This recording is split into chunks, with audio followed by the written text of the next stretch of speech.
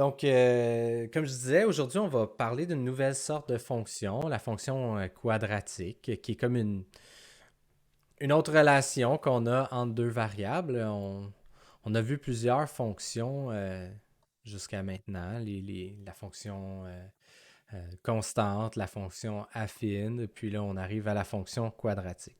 Ces fonctions-là peuvent toutes avoir des noms différents. Ici, on pourrait l'appeler la fonction de second degré ou de degré 2.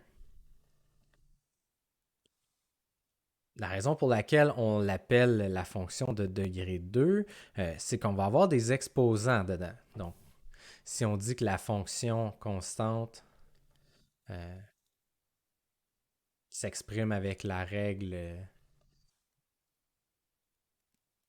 f de x égale un nombre, disons 4. Donc ici, on pourrait aussi dire que si c'était une fonction affine, on pourrait l'écrire comme f de x égale 4 plus un a, là, on pourrait en mettre un ou pas obligé d'en mettre, mais on aurait un x à la 0. Non, ça marche pas. Ah oui, ça fonctionnerait. Mais ça... En fait, ce qui arrive, c'est que dans la fonction constante, c'est comme si on avait un x à la 0. Donc un x à la 0, on se souvient bien, ça donne toujours 1. Donc ça nous donne un nombre ça pourrait être, on pourrait l'écrire comme ça ici. Excusez-moi, je ne sais pas, ça va me prendre quelques essais, mais je vais l'avoir. Donc si on écrivait la fonction 4 fois x à la 0, ben, ça serait équivalent d'écrire 4 fois 1 et donc 4. Donc la fonction constante, c'est une fonction qu'on appelle de degré 0 parce que l'exposant qu'on met à côté du x, ben, il y a une valeur de 0. Quand on parlait d'une fonction affine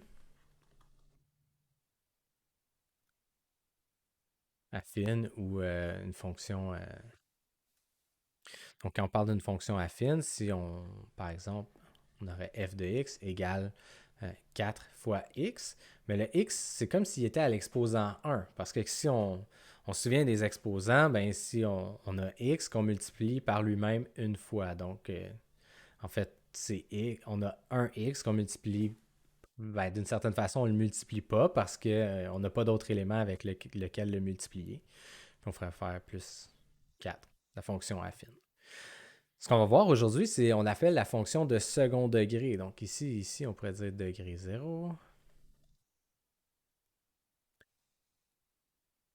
degré 1. C'est l'écrire comme il faut. Puis celle qu'on va voir aujourd'hui, la fonction quadratique. Ben, si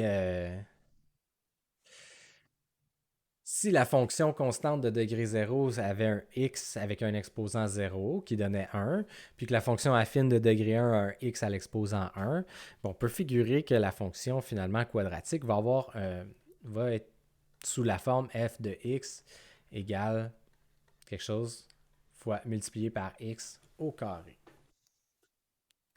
Puis ce carré-là, il va faire toute une différence sur l'allure de la fonction. Parce que celle qu'on a vue jusqu'à date, si on se fait une petite esquisse de graphique, euh, donc ici, on aurait une fonction, f de x égale 4. Donc, si on avait notre 4 ici, ben notre fonction, ça serait une ligne droite comme ça ici. Si on avait une table de valeurs, on aurait le x, le y. Ben, pour tout x, peu importe, 0, ça serait 1, ça serait 4. Pour moins 1, ça serait 4 encore. Pour moins 8, 4. Puis peu importe ce qu'on mettrait, ben ça donne toujours 4 parce que peu importe la valeur qu'on met dans le x, si on le met à l'exposant 0, ça va toujours nous donner 1. Puis on va le multiplier ça par 4. Donc une fois 4, ça donne toujours 4. Ici, 4, 4, peu importe. La fonction affine, bon, on a travaillé pas mal. Ici, f de x égale 4x plus 4. Donc on sait que au point 4, la fonction va rencontrer l'axe des y. Puis elle va monter de 4 unités par en haut pour toutes les unités qu'elle va se déplacer vers la droite. Donc, quand on augmente le x de 1, on va augmenter le y de 4. Notre table de valeur. On pourrait dire x, y, on pourrait dire qu'à 0, ça va être 4. Donc, un peu la même chose que la fonction de degré 0. Mais à 1, on va avoir 8. À 2, on va avoir 12. À 3, 16. Puis ainsi de suite. Puis les bons vont toujours être constants. Donc, plus 4, plus 4, plus 4 ici. Puis ce 4-là, ben, il fait référence à ce 4 ici. J'aurais peut-être pas dû utiliser 2, 4. Disons, je vais mettre une autre couleur. Le 4 ici fait référence au 4 là. Puis le 4 en bleu, les 4 en bleu, ben, c'est le 4 qui est multiplié par x. Donc, on part de 4, puis on augmente de 4 à chaque fois qu'on ajoute un x. Donc, pour le premier, ben, on arrive à 8, etc. Sauf que là, ici, ça fait toute une différence parce qu'on va, ce nombre-là qu'on va mettre dans le x, on va l'élever au carré. Donc, à partir d'ici, cette fonction-là ne sera plus une ligne droite, mais va bel et bien être une parabole qui va ressembler à ça.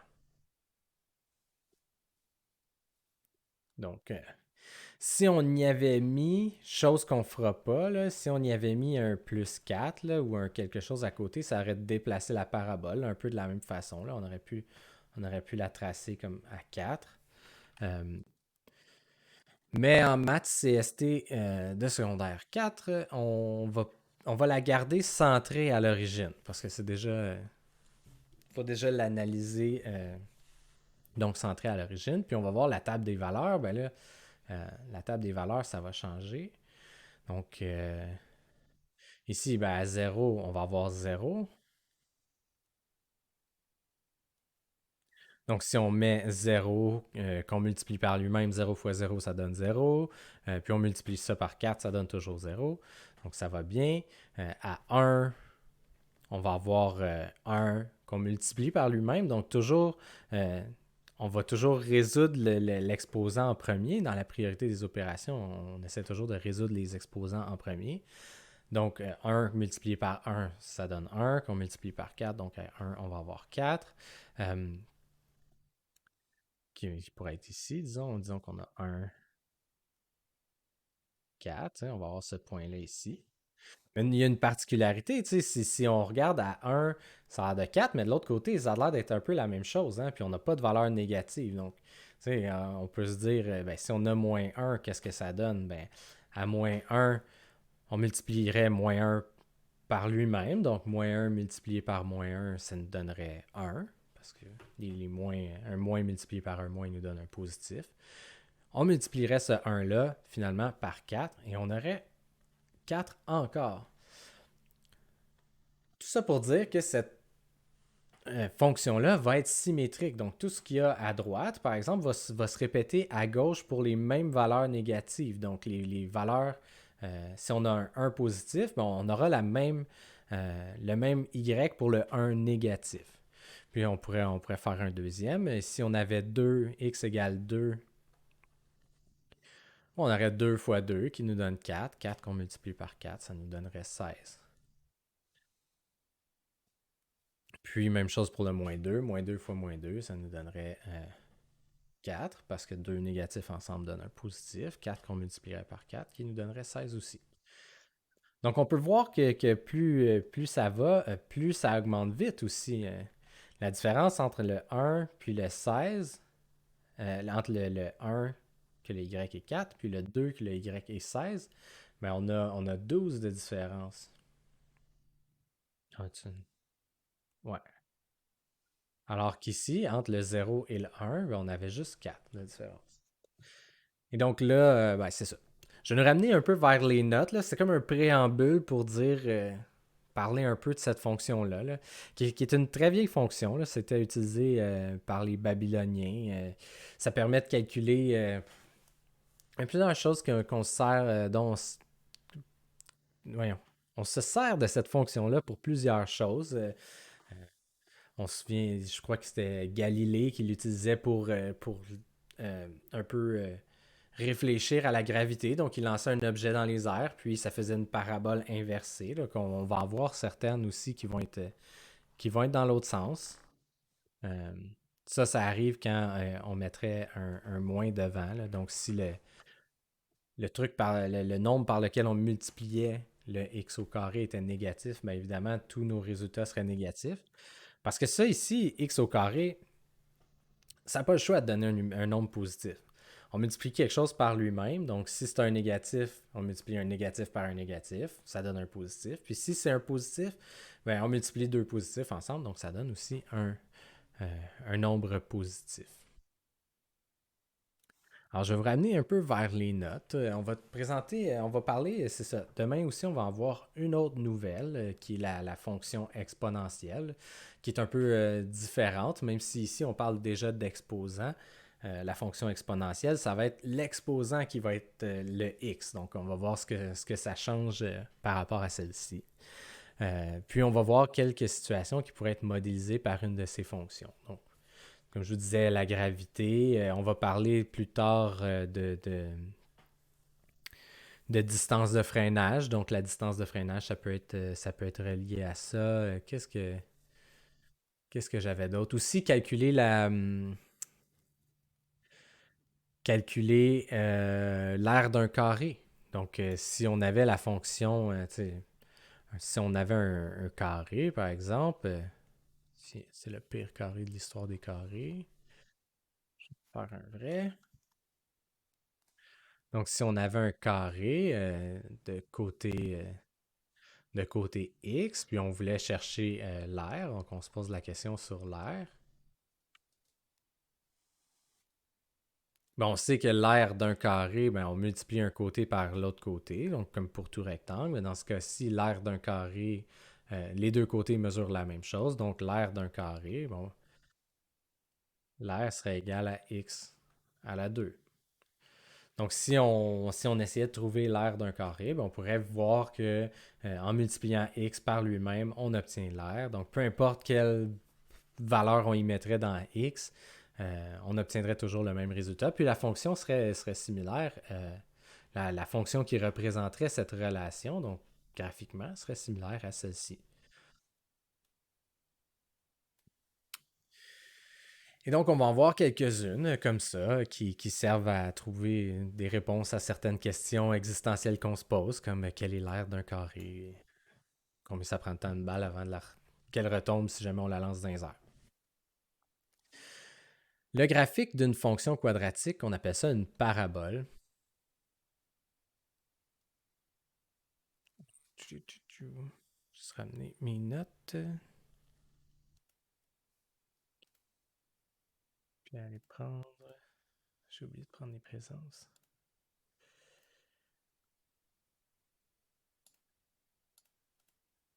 Voilà.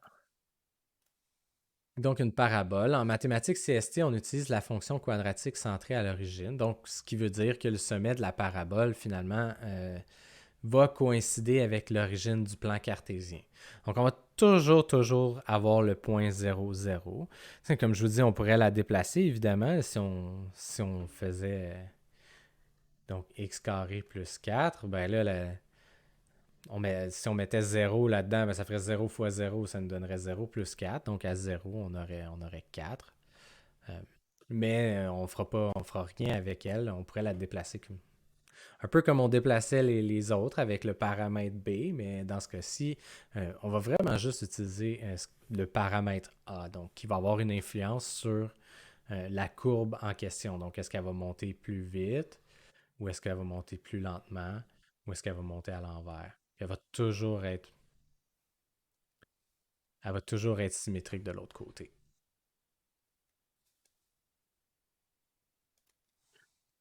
Donc, il y a une chose qu'il faut voir, je vous parlais tantôt de la table de valeurs. Donc ici, on l'a organisé de façon à ce que les x augmentent de 1 entre chaque... euh, les x augmentent de 1 comme entre chaque donnée, donc entre chaque couple de données. Puis on voit ici que la différence de 0 à 7, ben, on a plus 7. Je ne sais pas si c'est super clair. Ouh, je vais le mettre en plus grand. Donc de 0 à 7, on a plus 7. De 7 à 28, euh, on a plus 21. De 28 à 35, à 63, on a plus 35. Mais quand on analyse les bons entre les bons, donc on appelle ça le deuxième bon, on se rend compte que c'est toujours pareil. Hein. Finalement, on part de 7, on fait plus 7, plus 21, plus 35, mais entre 7 et 21, il y a 14. Entre 21 et 35, il y a 14. Entre 35 et 49, il y a 14. Et entre 49 et 63, il y a 14. Ça serait, ça serait la même chose si on avait, disons, on avait moins 1, 7. En fait, non, ça ne fonctionne pas. Ça fonctionne juste dans les côtés positifs. Donc, on pourrait prendre cette relation-là, puis regarder plutôt les points négatifs. Donc, partir, disons, de moins 5, avoir 175, moins 4, 112. Puis là, on voit le bon, on ferait moins 63, moins 49, moins 35, moins 21. Puis la différence serait toujours de plus 14 entre les deux. Donc, entre moins 63 et moins 49, il y aurait plus 14, et etc. Donc, une des choses qu'il va falloir retenir, parce que ce qu'on va vous demander de faire souvent, ça va être de les trouver. Donc, la question, ça va souvent être est-ce que c'est quel type de fonction auquel on a affaire. Donc, peut-être qu'on va vous donner une situation, quelque chose comme justement, on essaie de calculer l'aire d'un carré. Alors, quel type de fonction on aurait besoin pour faire ça? Peut-être qu'on va vous donner un graphique. Mais là, le graphique, c'est assez évident. Quand il n'y en a pas deux qui ressemblent à ça. Donc, si on vous demande, si on vous donne un graphique, ouais, ça va être assez facile de le reconnaître. Puis, la table des valeurs, ben, il va falloir faire un peu de recherche dedans pour voir si c'est bel et bien une quadratique, donc une fonction de second degré. Donc, il y a deux choses. La première chose, c'est que ici, la deuxième différence qu'on va appeler, donc ça ici, on pourrait l'appeler la première différence, puis c'est ici la deuxième différence. Donc la deuxième différence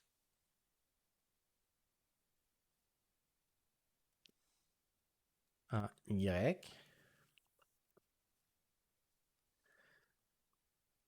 va être constante. Ça va toujours être la même chose. Puis il y a une autre particularité de cette différence-là, euh, c'est qu'elle va toujours va toujours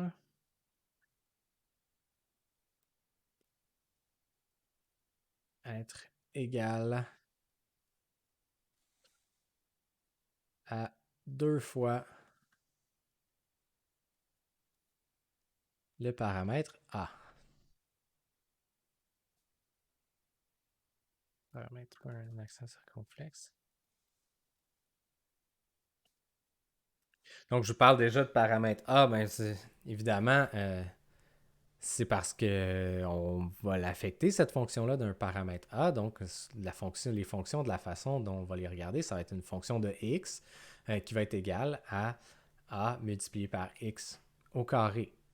Donc, quand on va falloir trouver la règle, ben, il va falloir trouver essentiellement juste la valeur de A parce qu'on n'a pas d'autre, on n'a pas de B, on n'a pas de C, on n'a pas de rien d'autre que ça, que le A dans cette fonction-là.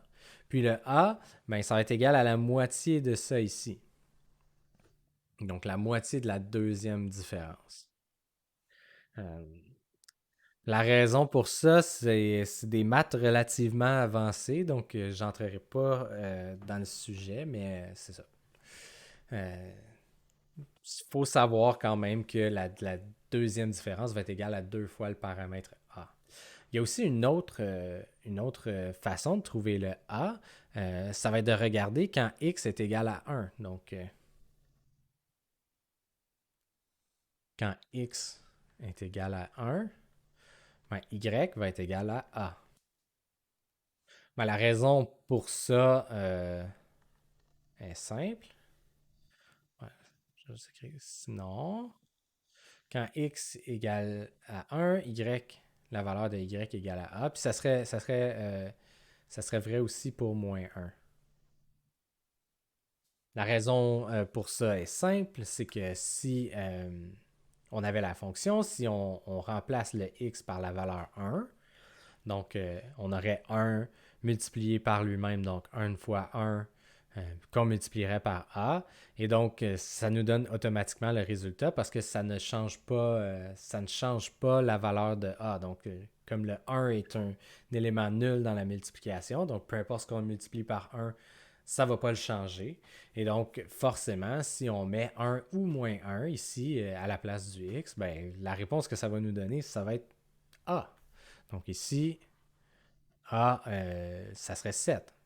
Puis ça fonctionne, hein? On a le point 1, 7. Donc on pense que A, ça serait 7. Puis si on analyse la deuxième différence, ben, on a 14. Puis là, 14, c'est égal à 2 fois le paramètre A. Donc, pardon. Donc, c'est ça. Et ça fonctionne des deux façons de trouver le paramètre A, finalement. On pourrait aussi se servir de ça sur un graphique, hein, si, donc, ça serait la même chose ici.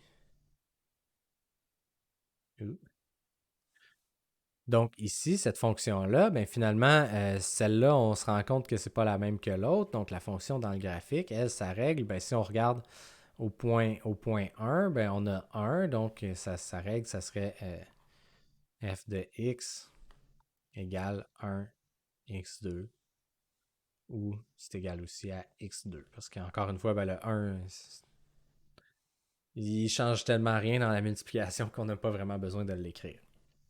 Donc ça, ici, c'est la fonction de base finalement. C'est celle à laquelle on va toujours se référer.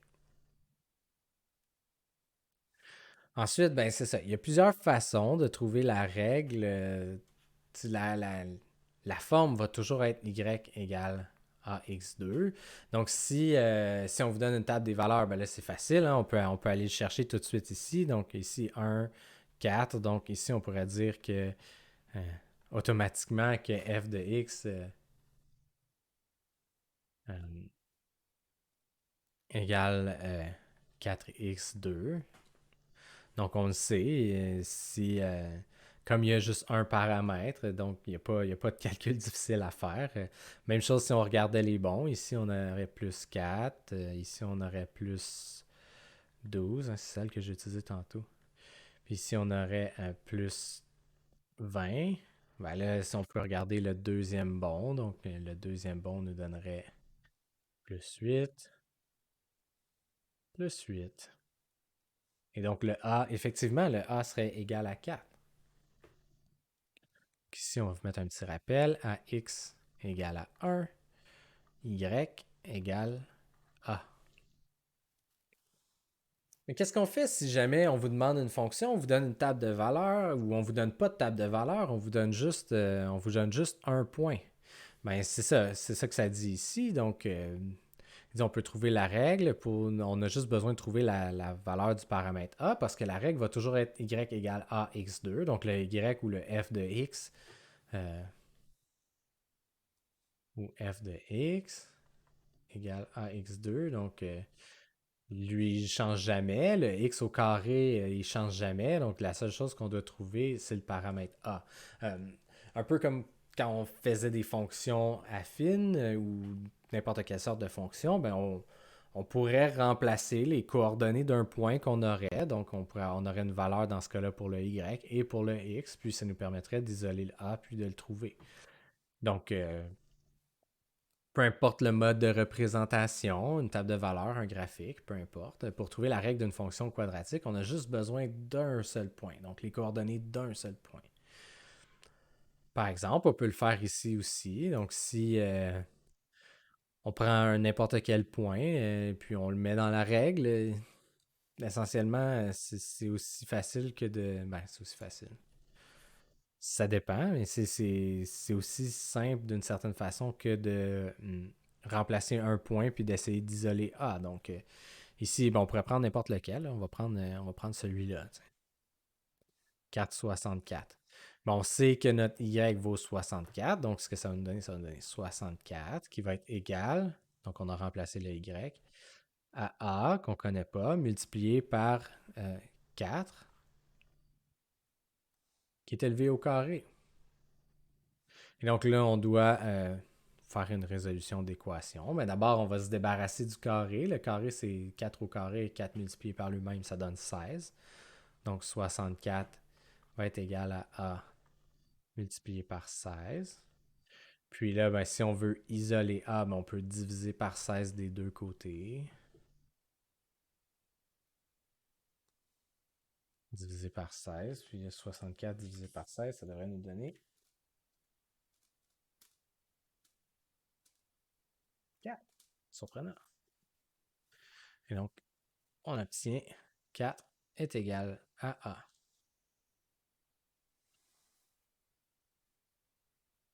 Et c'est aussi simple que ça. Ensuite de ça, on écrit la fonction. On peut l'écrire soit avec le f de x ou avec le y, peu la façon dont vous le désirez. Puis f de x va être égal à 4 multiplié par x au carré. Donc c'est ça la règle. Ça nous donne comme quelques façons, quelques indices. C'est sûr que souvent, si je vous donne un point pour calculer, ben d'abord, je ne vous donnerai pas le 0,0. Hein. Lui, il ne nous permettrait nous permettrait pas de trouver rien. Euh, le 1, 4, le point associé à x égale 1 ou moins 1, ben, je ne vous le donnerai pas nécessairement parce que ça vous donne la réponse directement. Mais c'est ça. Si on a une table de valeurs, on peut assez aisément trouver la règle de la fonction. Puis, si on a, euh, si on a un point, excusez-moi, si on a un point, finalement, on peut aussi trouver relativement aisément la règle de la fonction. Voilà. Donc, ensuite, on va voir qu'est-ce que ça fait quand on change le paramètre A. Donc, il peut y avoir plusieurs sortes de valeurs. Essentiellement, le paramètre A, ce qu'il va faire, c'est qu'il va écraser la courbe. Là, vous ne me voyez plus vraiment parce que je suis en tout petit, mais si je vous amène, vous partagez, puis je vais vous montrer quelque chose d'autre.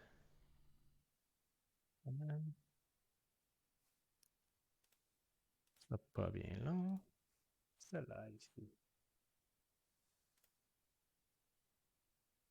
Donc, si je vous amène ici dans Desmos, Desmos qui est l'équivalent d'une calculatrice graphique, donc ça permet de voir et de jouer avec une règle. Donc ici, j'ai mis la règle, la forme générale, y égale ax au carré. Puis en dessous, j'ai une façon de jouer avec le point A. Euh, si on met la valeur de A à 1, c'est la règle normale. Donc, si on se souvient que si on multiplie, peu importe ce qu'on multiplie, si on le multiplie par 1, ça ne change rien. Donc, ici, ben, ça serait comme d'avoir la règle y égale à x2. Je vais l'ajouter pour qu'on puisse comparer. Donc, y égale x carré. Hein. C'est un outil très intéressant d'Esmos si vous avez le temps de jouer un peu avec pour vous familiariser avec les fonctions ou justement aller voir comment ça réagit dépendamment de ce que vous faites ou de ce que vous y entrez. Donc, c'est assez simple, desmos.com. Cliquez sur calculatrice graphique, puis c'est ça.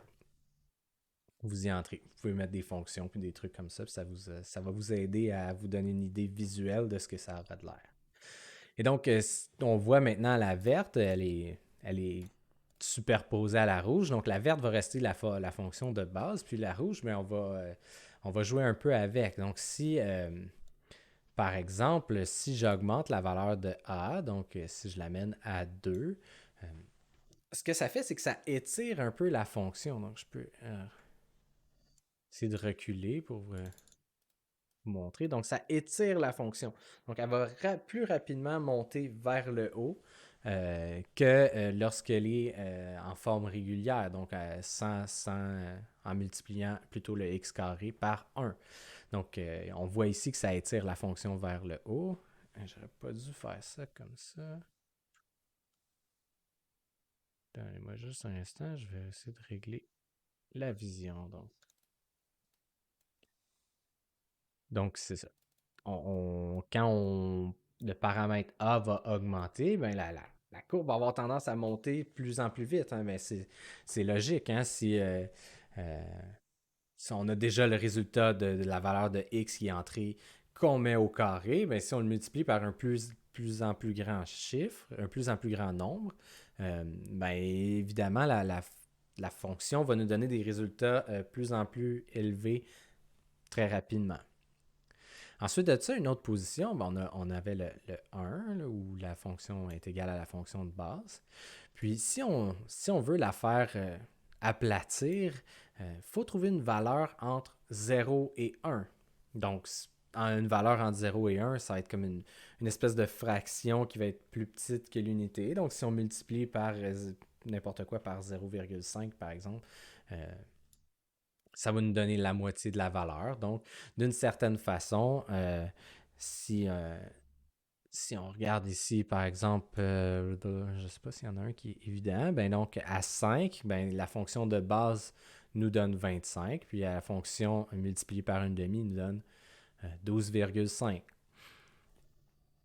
Et donc, plus on va avoir un nombre qui va être plus grand que 0, mais proche de 0, euh, parce que ça doit être plus grand que 0, parce que si on a 0, ben, la fonction est nulle, hein, ça annule tout. Si on multiplie n'importe quoi par 0, ça donne 0. Donc le x au carré, il aurait beau être super gigantesque, on va toujours obtenir 0. Donc c'est presque assuré que, la valeur de a va être différente de 0, parce que sinon, ben, ça n'en fait pas une fonction du second degré. Donc si on veut avoir une fonction plus lente ou qui augmente plus lentement, j'ai de la misère à la faire bouger, mais il va falloir prendre des valeurs qui vont être euh, entre 0, donc plus grand que 0, et plus petit que 1. Euh, il, arrive il arrive autre chose quand on traverse la frontière du zéro. Si on tombe en négatif, donc si le A a une valeur négative, ben la fonction elle a fait une réflexion par rapport à l'axe des x. Donc, évidemment, le résultat de x au carré, donc si c'est un nombre négatif qu'on multiplie par lui-même, donc par un nombre négatif, donc le résultat de x au carré va toujours être positif. Donc, soit on multiplie deux positifs ensemble, soit on multiplie deux négatifs. Mais si ensuite de ça, on le multiplie par un a qui est négatif, alors ben là, tous les résultats vont être négatifs.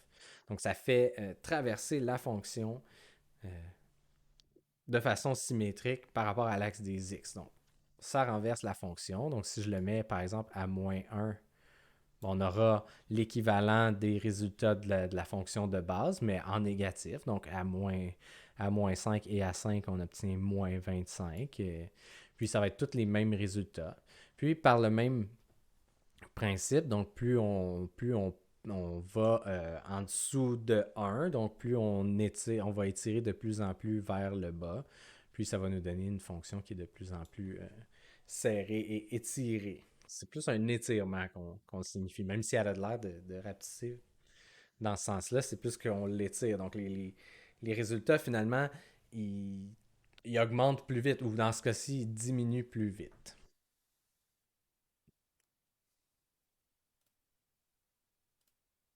Donc, je vais vous ramener à la fonction quadratique, hein. Donc, c'est ça que je dis. Si on a si les valeurs de a, si a est plus grand que 0, ben, la fonction elle va être étirée et positive. Si la fonction, si la valeur de a est entre 0 et 1, ben, la fonction, on pourrait dire qu'elle va être compressée et positive. Si notre a est égal à 0, ben, on va avoir finalement une fonction constante, hein. Donc, c'est pas un cas qui va être super intéressant pour nous parce que sinon, on n'aura rien, on n'aura pas grand-chose à dire de plus que ce qu'on a déjà dit sur les fonctions constantes. Ensuite de ça, si on a un nombre qui est plus grand que moins 1, mais plus petit que 0, donc 0 et moins 1, on va avoir une fonction qui va être compressée et négative. Et si la valeur de A est plus petite que moins 1, donc moins 2, moins 3, moins 4, etc., on va avoir une fonction qui va être étirée et négative.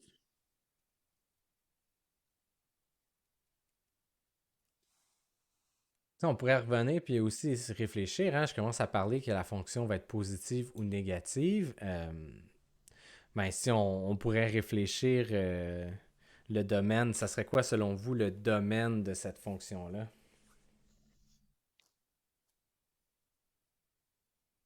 Je suis pas sûre de comprendre c'est quoi un domaine encore. Le domaine, ben là, ça se peut parce qu'on a vu ça avant que tu te joignes à nous, mais le domaine, c'est Ah, ok. les valeurs, toutes les valeurs que peuvent prendre x qu'on va entrer dans la fonction. Ah, ok. Merci. Pas de problème. Donc, avez-vous une idée, Alexia ou Eliani?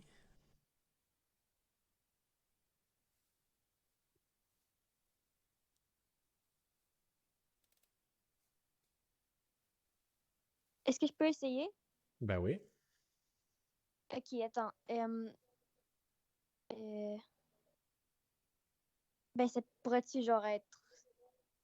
euh, je suis vraiment pas sûre. C'est pas grave, essaie quelque chose. C'est pas. Où est-ce que je trouve le domaine au juste dans le tableau de valeur? Mais en fait, le domaine, d'une certaine façon, ça va être plus grand que ce qu'on arrive à voir ici. Ah, Parce que ok. la fonction continue de s'étirer des deux bords. Donc ici, dans toutes les fonctions quadratiques comme celle-ci, Oh, je oui, pense que Eliani? Eliane, c'est quoi? Donne-moi l'infini plus l'infini. Exactement.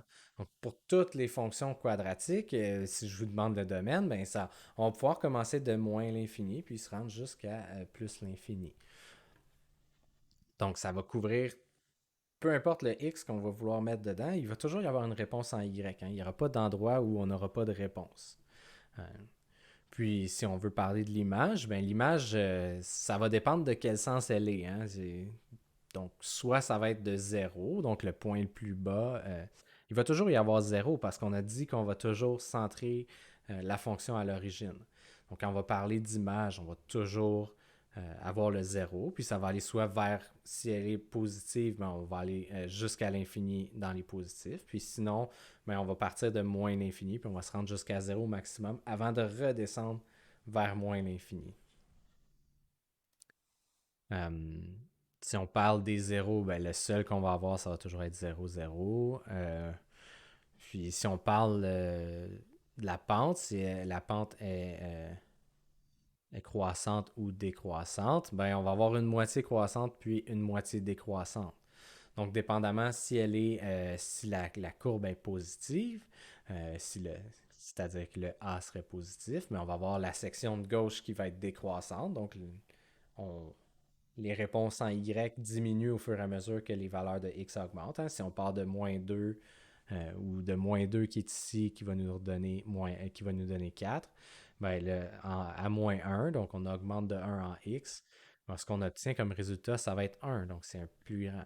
Puis à partir de là, de 0, 0, ben là, ça va redevenir croissant.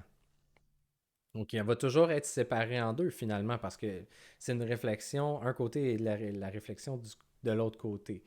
Donc, tout ce qui s'applique d'un bar va être, ben, dépendamment si on vous demande de donner des réponses des valeurs de x, ben, ce qui s'applique d'un côté va être le contraire de l'autre. Puis si on vous demande de donner des valeurs en y, ben, les deux côtés font la même chose.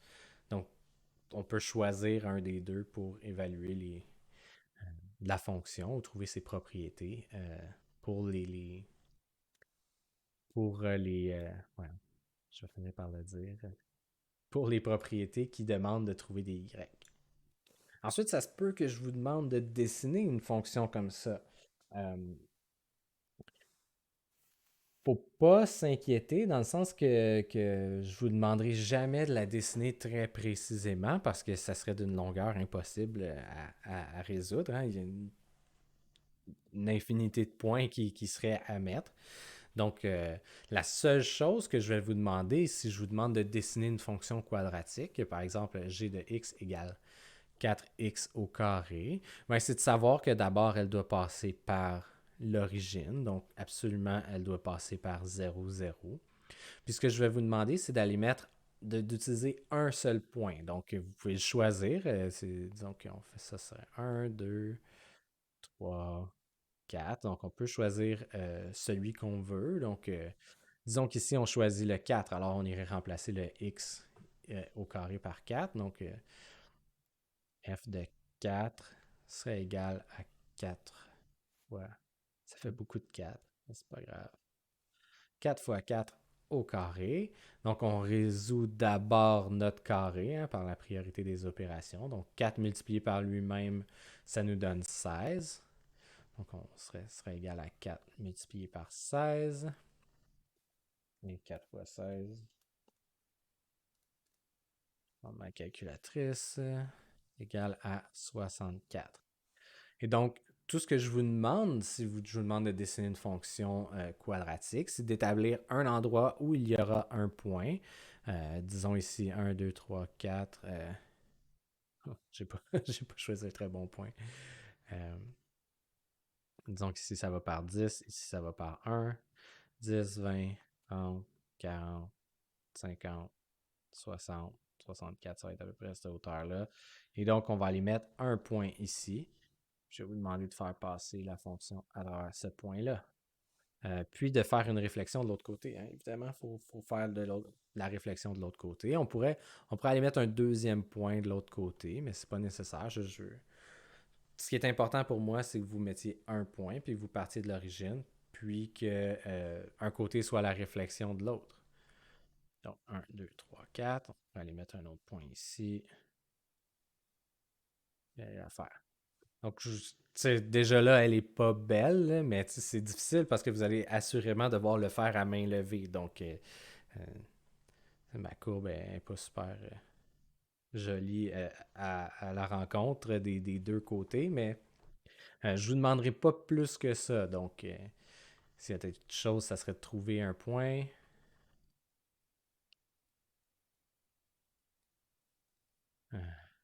Deuxième étape, tracer la courbe de l'origine et qui passe par le point.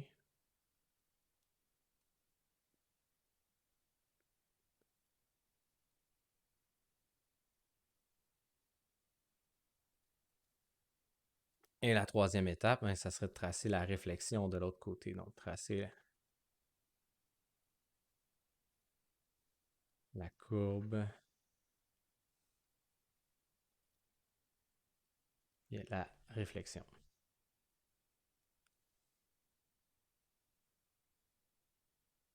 Pas plus compliqué que ça. Ici, on peut utiliser un autre point. Hein.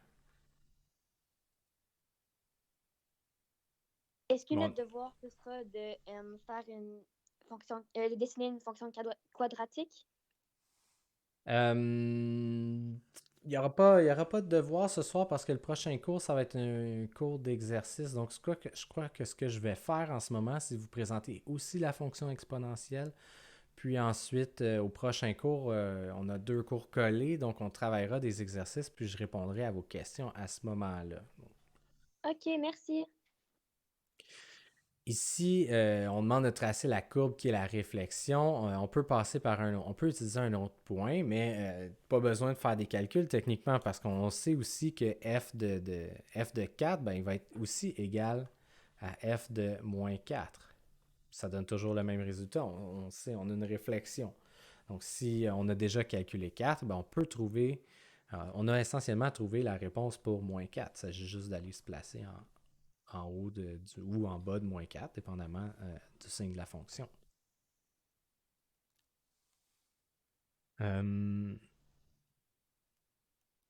Ensuite, ben, il y a une autre chose qu'on pourrait devoir faire. Puis ici, j'écris trouver les x, je l'ai surligné, je l'encercle aussi. Trouver les x pour f de x égale 32. Donc si si on vous donne la valeur de y qu'on cherche, bien évidemment, il va y avoir deux réponses possibles pour le x parce qu'on a une parabole. Le seul endroit où il n'y a pas de réponse, il n'y a pas deux réponses possibles, ça serait au point 0, 0. Donc si on cherche le f de x pour si on cherche le x pour f de x égale 0, ben, il y a juste une réponse possible, puis ça va être 0. Si on cherche les x pour f de x égale 32, par exemple, ben, ce qu'il va falloir faire, un peu comme pour n'importe quelle fonction qu'on avait, donc quand on cherchait dans une fonction affine, on va aller remplacer le f de x ou le y par 32. Donc ici, on pourrait dire que 32 va être égal à notre règle, donc 2 fois x au carré. Et ce bloc-là, on ne peut pas y toucher pour l'instant. Ça va être comme le dernier avec lequel on va travailler parce que c'est comme un bloc difficile à... Il faut le travailler tout seul. Hein. Il va falloir faire une racine carrée pour trouver la réponse.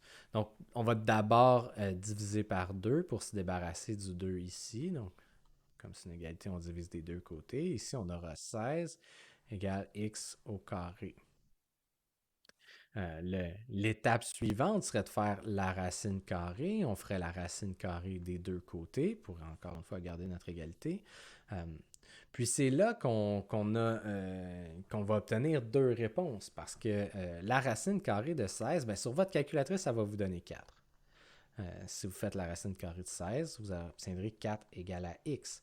Mais il y a aussi une autre réponse quand on y réfléchit. La racine carrée, on se demande quel nombre est-ce que multiplié par lui-même donne le résultat qui est en dessous de la racine carrée. Donc, on se demande quel nombre est-ce qu'on peut multiplier par lui-même nous donne 16. Mais dans ce cas-là, on a deux possibilités. Hein? On a le 4. 4 fois 4 donne 16, mais on a aussi le moins 4.